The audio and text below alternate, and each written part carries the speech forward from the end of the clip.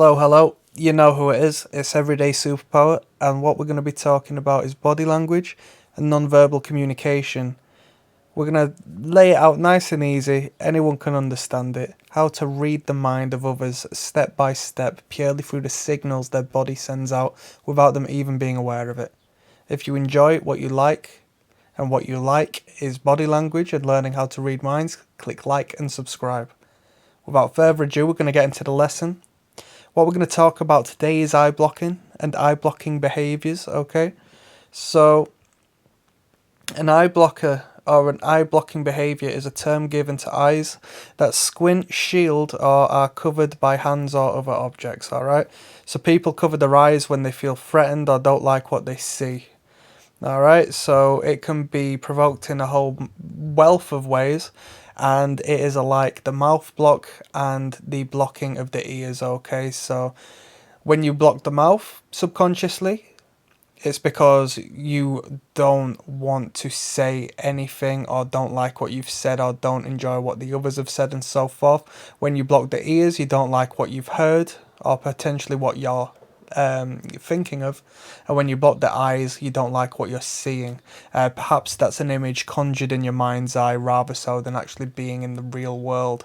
But regardless, you don't like what you've seen. So, if you're just about to watch a car crash, your hands might subconsciously come up to the face and block the eyes so you don't see, the tragedy that's about to ensue. When we're little, such as the photo I put on the video, when we're little, we're very blatant with these behaviours. We will just straight up cover our eyes with our hands. Alright? Now, when we grow up and when we start to, become accustomed to societal ways and how we communicate as people, we start to become very indirect and a little more discreet and oblique with the way we apply these behaviors, but we do still continue doing them. All right, so just like the child covering their eyes with their hands, we still do this as adults, but we do this potentially with, like raising the hand to just itch below the eye. We may squint to sort of block out what we're seeing. We may even blink to a lengthier sort of cadence, ever so discreet yet ever so evident when you learn how to pick it up, okay? So that's what eye blocking behaviors are. And let's say I'll bring you into some real world stuff. So I go to the gym and I go to the counter, and the individual who is there, it's another man, must be threatened to some degree or aggressive to some degree, and he looks at me as I inquire. And what he does when he looks at me, even though verbally he tries to be open, his eyes somewhat squint at me, okay? Blocking me out, not wanting to see me, not wanting to see the situation, wanting to back out and close up in a way, okay? So you'll see that, alright? When it comes to being angry, the eyes may close and squint as a means of defending oneself, alright? And it's a real time behavior. When we leave the house and leave something in the house which we needed, such as a bag or our keys, car keys, or something alike, we'll momentarily freeze. So freeze response will trigger, which is a one for a different video. But as you do so, you'll take a deep breath in, and in doing so, your eyes will also squint to block out the situation because it's quite unfavorable. So it's not necessarily about, oh, I don't like what I see. It's just about any sort of unfavorable situation. Some people are more visual regarding how they think and how they conjure up, thoughts.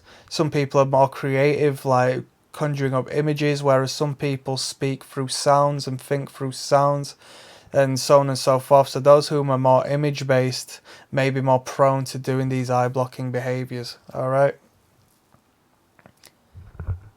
When you're watching the television and you're seeing two people communicate, pay attention to see if either of them rub their eyes at any point, because that would be a form of eye blocking behavior. The hand subconsciously comes up and wants to cover the eye because they're not open and receptive to what they're seeing before them, or what they're hearing, or what they're thinking. But the hand will stop just short and just rub the bottom or the top or the side or wherever of the eyes. Alright? Right. I'm sure you heard the bell go in the last clip. I've had to take a little bit of a break, so I'm a little uncertain as to where I've left off, so I apologise if I sort of go back over something I've mentioned. Alright, it's about 4 hours later from when I started the recording. So basically, I'm just going to sum it up. So, eye blocking is when an individual covers the eyes through some means to block out either what they are literally visually seeing, a thought that they've conjured up, or some sort of parallel to the vision. So if somebody is thinking of well, actually, let's say somebody's heard something, right? So somebody's heard a loud screeching noise. They may cover their eyes purely as a means of symbolically trying to block it out, even though they're not covering their ears.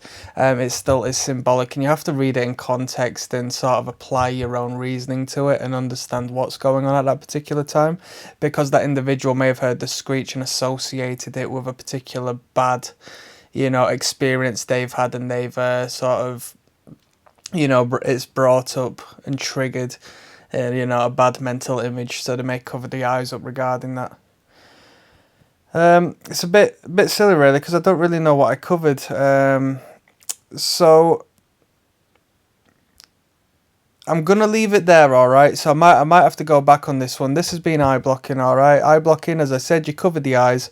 It's a means of blocking stuff up, and that's it. Bada bing, bada bum. Click like, click subscribe, and keep in touch. Thank you, people.